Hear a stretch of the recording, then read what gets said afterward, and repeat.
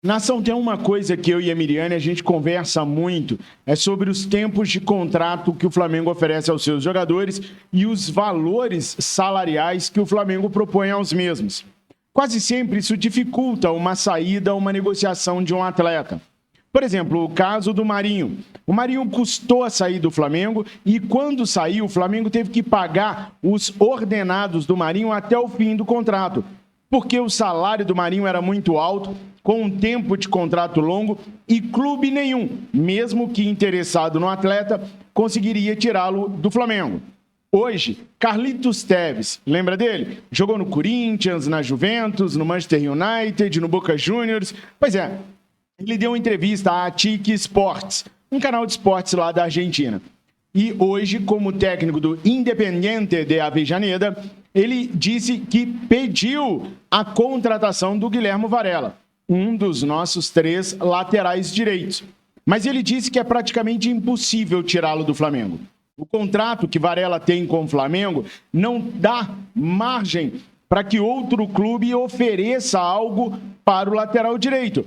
Com um tempo de contrato mais longo e com um salário monstruosamente gigantesco, Varela dificilmente deixará o Flamengo. Não é a primeira vez que um clube solicita a contratação do lateral direito uruguaio. O Peñarol já tentou antes disso, mas dificilmente vai sair do Flamengo enquanto o contrato estiver vigente. Daí eu faço uma perguntinha para vocês. O que vocês acham sobre esses contratos que o Flamengo amarra? Everton Cebolinha, 5 anos de contrato, um salário altíssimo. Os clubes mexicanos interessados, o Flamengo já falou, 14 milhões de euros, topa vendê-lo, mas os caras vão lá e esbarram no salário do atleta. Coloca nos comentários se vocês concordam com esse planejamento salarial que o Flamengo traça para os seus novos contratados. E é claro, né, nação? Nunca se esqueçam do ICC. Inscrever-se, compartilhar, curtir e comentar. Esses 4 tópicos são importantíssimos para o crescimento dos nossos canais, tanto no Resenha Rubro-Negra, quanto o Fla Nação VP, quanto Verdade Vermelho e Preto, quanto a Live Mengo TV. Aliás, na Live Mengo TV, nós fizemos hoje nosso 12º Jornal VVP e eu tenho recebido muitos elogios pela forma como nós abordamos os tópicos falando de Flamengo hoje. Se você ainda não viu o Jornal VVP 12ª edição, que foi ao ar hoje às 11 horas, eu vou deixar o link aqui no comentário fixado e também na descrição do vídeo para você poder assistir. Valeu? Boa, nação! O Marcos Braz veio a público e cancelou qualquer expectativa pela contratação de zagueiros. O Tite deve estar hiper mega feliz. Segundo o mandatário rubro-negro, se não der certo com Léo Ortiz, não vai dar certo com ninguém. É igual aquela criança que quer aquele brinquedo, mas o pai diz, eu não tenho dinheiro para te dar esse brinquedo. Daí ele fala, então não quero mais nada, não. Não, filho, eu não tenho dinheiro para te dar aquela bola Adidas, mas eu tenho para te dar a bola que não tem marca. Não, papai, então eu não quero. Se não for aquela, eu não quero. Então pronto. Ele bateu o martelo e disse que se não for o Léo Ortiz, não vem mais ninguém. Menos mal. Afinal de contas, Davi Luiz teve seu contrato oficialmente renovado hoje. Quer dizer, já estava renovado. Apenas apareceu no bid nesta quarta-feira. Então hoje o Flamengo tem um quarteto excelente de zagueiros. Nem sei por que o Tite está preocupado. Fabrício Bruno, Léo Ortiz, Pablo e Davi Luiz. Até rimou. Na falta de um tem outro. Davi Luiz joga pelo lado esquerdo, assim como Léo Pereira e também como o Pablo na direita. Fabrício Bruno, Pablo e o próprio Davi Luiz podem jogar por ali também. Ou seja, tá completo. Se precisar de um quinto zagueiro, é só buscar o Cleiton e ele completa. Tô certo ou tô errado, nação? Comenta pra mim, por favor, se vocês estão seguros com o nosso quinteto de zaga. Porque, segundo Marcos Braz, se não vier o Léo Ortiz, não vem mais ninguém, pelo menos, nessa janela. E o Flamengo tá praticamente desistiu já da contratação do Léo Ortiz. Por quê? Porque o empresário do Léo Ortiz disse para o Flamengo que o Red Bull Bragantino toparia vendê-lo por um certo preço com uma certa forma de pagamento. E estava sendo assim para qualquer clube no mercado. Quando chegou o Flamengo, os caras mudaram tudo. Não, para o Flamengo não tem assim. Para o Flamengo é esse preço e essa forma de pagamento. Então o Flamengo já comunicou ao staff do Léo Ortiz que desiste da contratação no formato que ela está agora. Se o Léo Ortiz quiser jogar no Flamengo, ele que se quebre com o Red Bull Bragantino para conseguir a liberação do clube nos moldes que o Flamengo quer. E o Flamengo fez a mesma coisa pelo Evander, tá? São 7 milhões de dólares por 60% ou 11 milhões de dólares por 80% dos direitos federativos do atleta. O Portland Timbers, sabe-se lá Deus por quê, recusou as duas propostas. Amém. Mas o Braz já avisou o pai do jogador, olha, é assim que nós podemos fazer. Se quebra com o Portland aí, se o Portland aceitar uma das duas propostas, nós vamos trazer o filhão para cá. É uma contratação que até agora simplesmente ninguém entendeu. E sabe por que ninguém entende? Porque o Flamengo é simplesmente o clube mais rentável da América do Sul. Pessoal, vou mostrar para vocês aqui. Espia só, pessoal. Na América do Sul, nos últimos 10 anos, ninguém faturou mais com vendas de atletas do que o Flamengo. O Flamengo faturou 228 milhões de 2013 até 2023 em vendas de jogadores. É o que eles costumam chamar lá na Europa de academia, onde se formam os grandes jogadores de cada clube. O Flamengo vendeu 228 milhões de euros em jogadores nos últimos 10 anos. Depois vem o River Plate com 223 milhões de euros. Muito desse trabalho do River Plate foi feito no período Marcelo Galhardo, com aquele gerente de transição de base que está lá no Internacional de Porto Alegre agora, que o Flamengo quis, mas que no frigir dos ovos o Inter foi lá e segurou. Na terceira colocação aqui na América do Sul vem o Palmeiras, com 171 milhões de euros recebidos pelos seus jovens talentos. O Santos, mesmo na Série B, consegue se manter bem vendendo a sua base. 168 milhões de euros. São Paulo aparece na quinta colocação com 159 milhões de euros. Aí nós temos o Fluminense, que também vende muito bem a sua base. 143 milhões. O Grêmio aparece em seguida com 135 milhões de euros. Aí vem mais um argentino, o River, lá na segunda posição, e o Boca Juniors aparece na oitava colocação com 108 milhões de euros. Na nona colocação, com 106 milhões de euros, aparece o Corinthians.